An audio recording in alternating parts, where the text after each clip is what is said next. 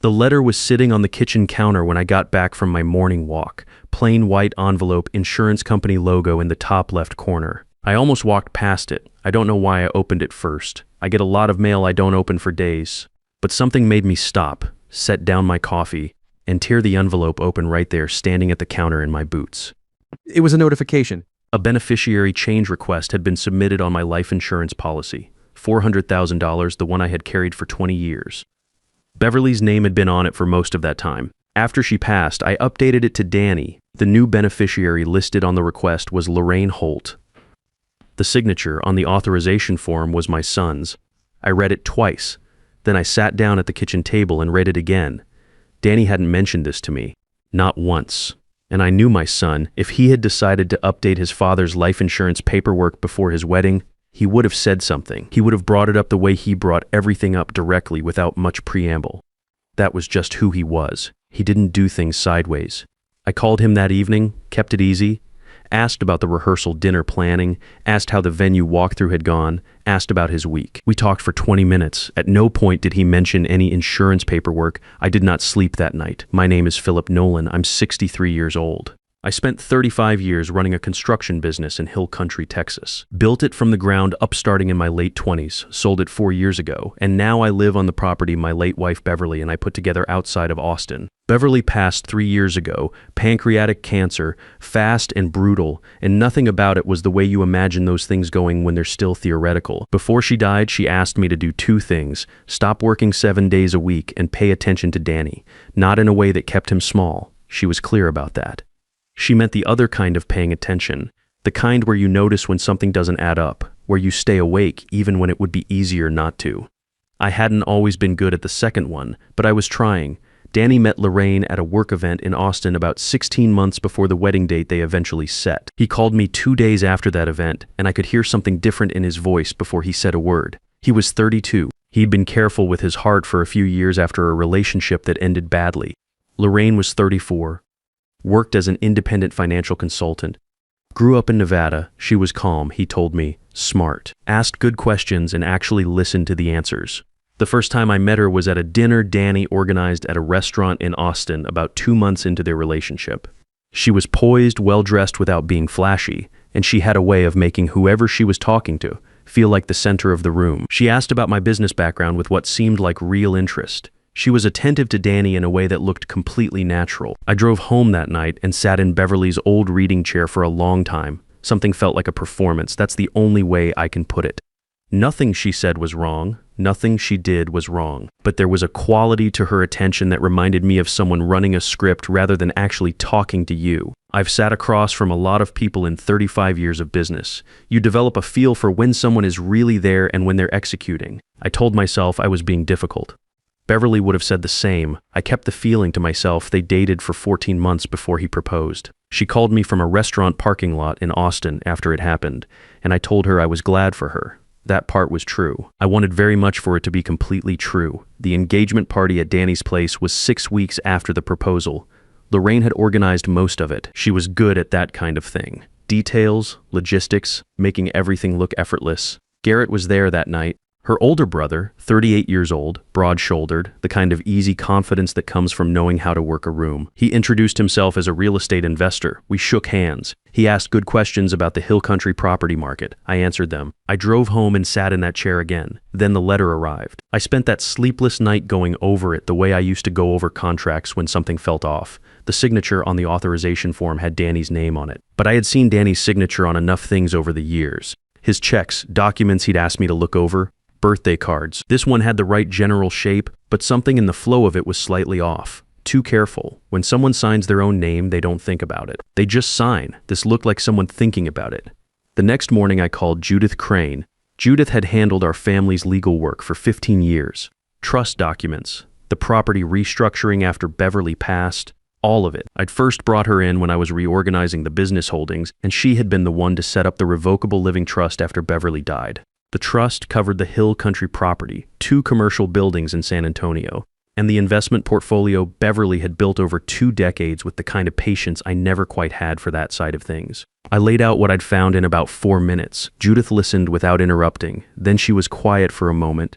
She told me that if someone were to gain co-trustee access or named beneficiary status on the trust, they could, with the right paperwork and timing, initiate asset transfers before any legal challenge could be mounted. I asked how fast, depending on access to account numbers and signing authority. She said it could happen in a matter of days if everything was staged in advance. Possibly less. What would they need?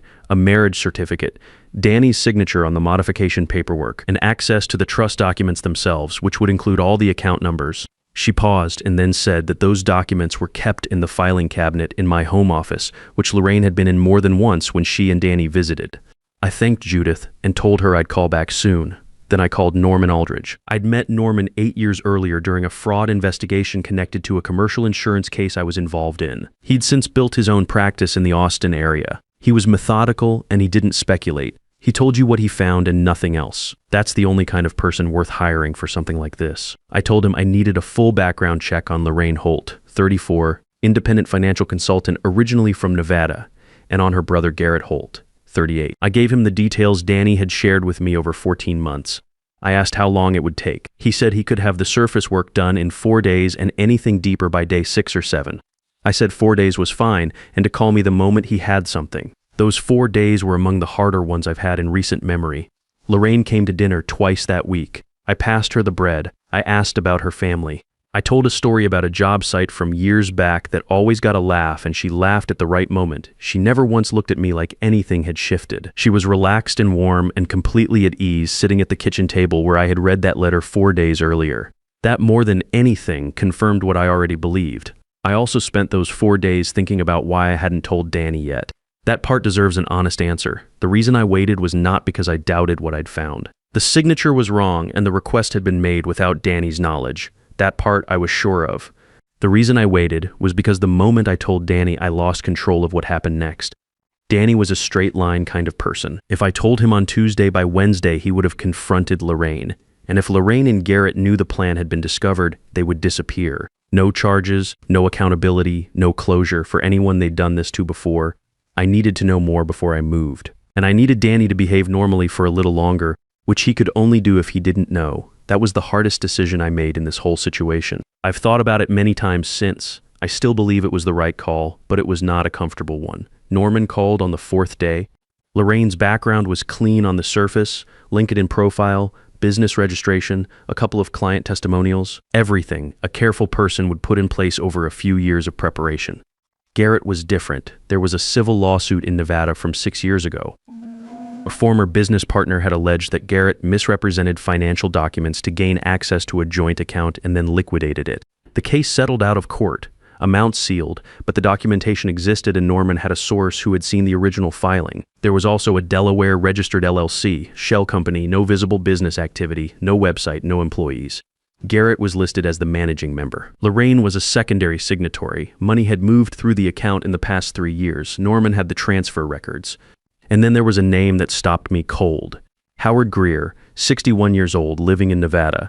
6 years ago, he had filed a complaint with local authorities alleging that a woman his son had been engaged to had attempted to manipulate estate documents in the weeks before a wedding that was ultimately called off. The complaint had gone nowhere. No charges were filed. The woman involved had an older brother who, based on Norman's sources, matched Garrett's physical description and background closely enough that Norman would not call it coincidence.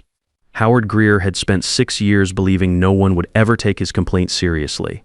I sat in my office with the phone against my ear and looked out at the back property where Beverly used to sit in the evenings. I thought about what she had spent 30 years helping me build. I thought about Danny sitting across from Lorraine at dinner that week, completely at ease, completely unaware. I asked Norman to keep digging. I asked specifically whether Garrett had any travel plans in the next 2 weeks. Norman said he would find out and call me back. Then I called Judith again and told her everything.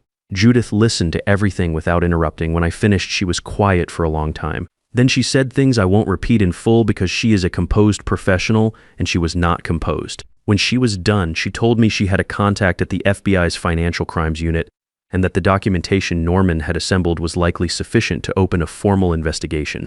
But she also said something I've thought about many times since. She said the most durable outcome, the one hardest to challenge later, would be catching them in the act, not just planning. Not just the insurance form with the forged signature, actually in the act of attempting the fraud. She said that if we moved now based on what we had, we risked them walking on a technicality or simply disappearing before charges could be filed.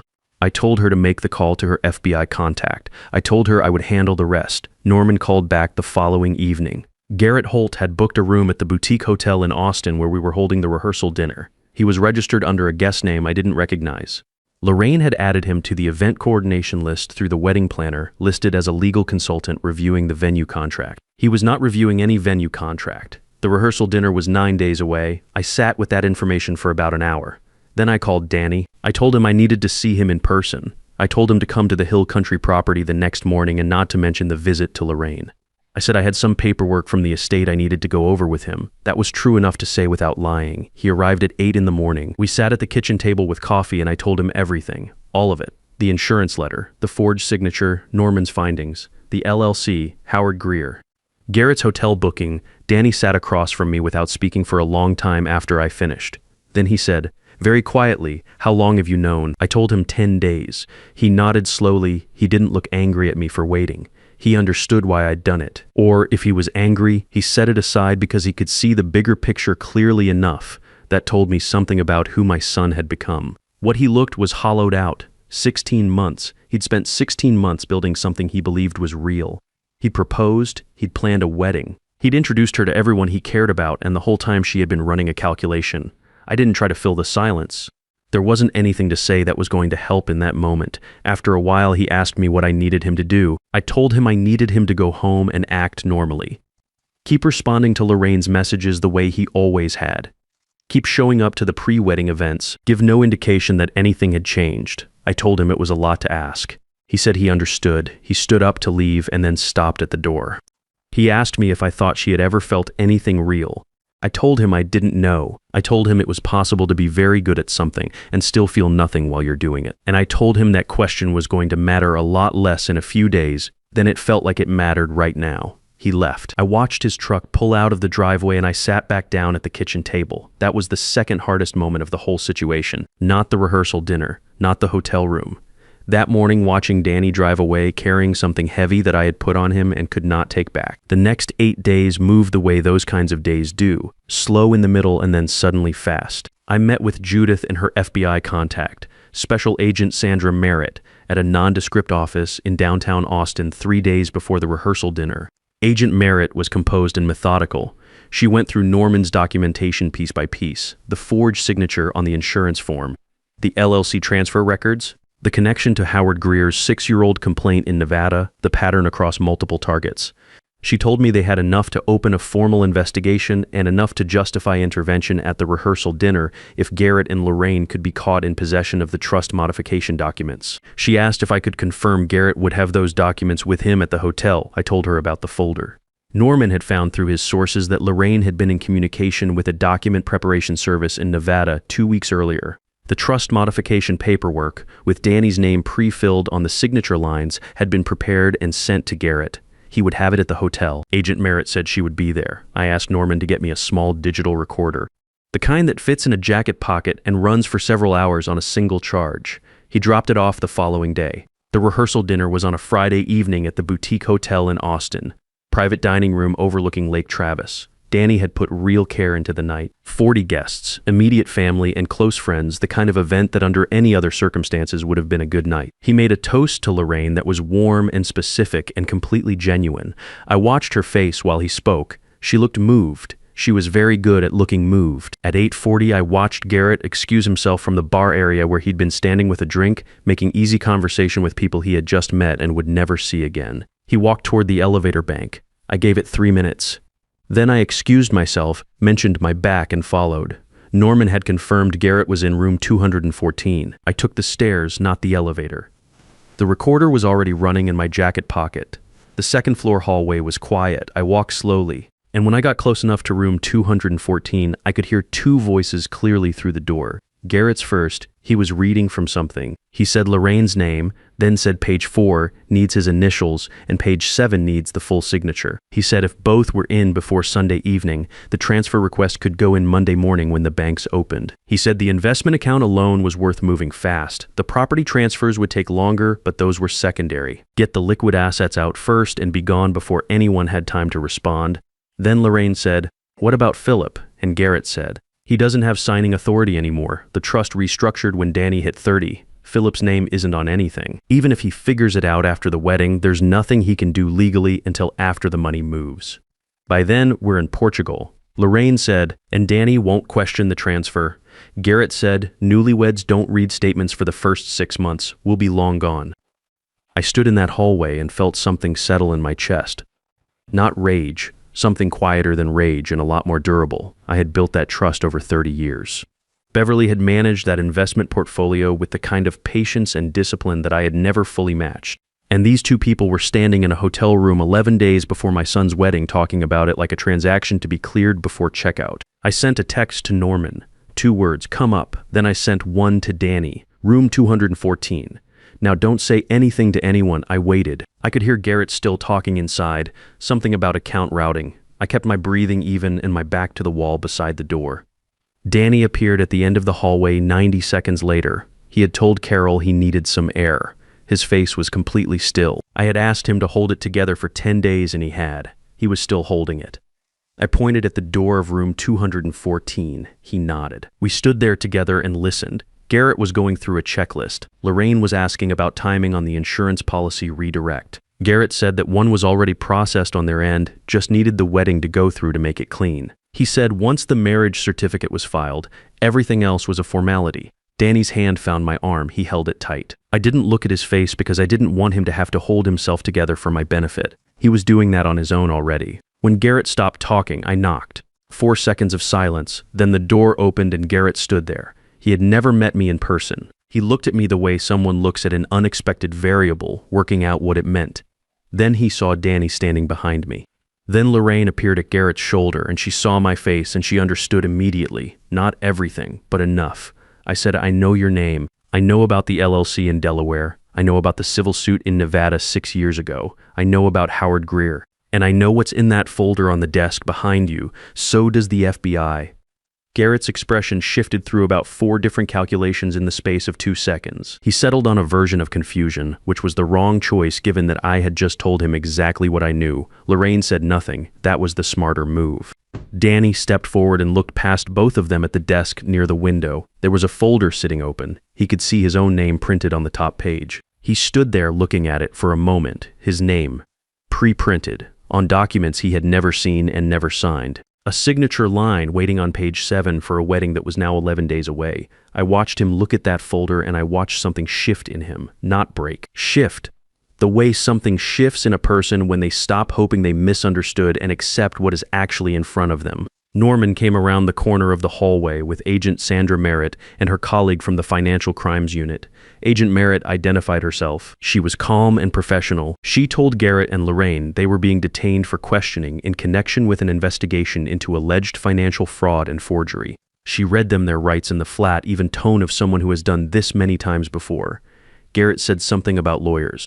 Lorraine said nothing at all. They were escorted out of the room. The folder on the desk, which contained the trust modification documents with Danny's name pre-filled on page 4 and a signature line ready on page 7, was photographed in place and then taken as evidence.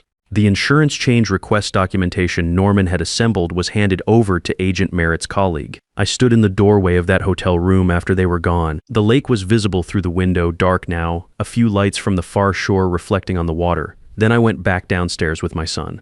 What happened next was not easy. Danny stood in front of 40 people in a private dining room overlooking Lake Travis and told them in fewer words than I would have managed that the wedding was canceled, that he was all right, and that he appreciated their privacy and support in the days ahead. Some people cried, some looked relieved in the way people do when something they half suspected but couldn't name is finally out in the open. His friend Carol sat with him for 2 hours afterward.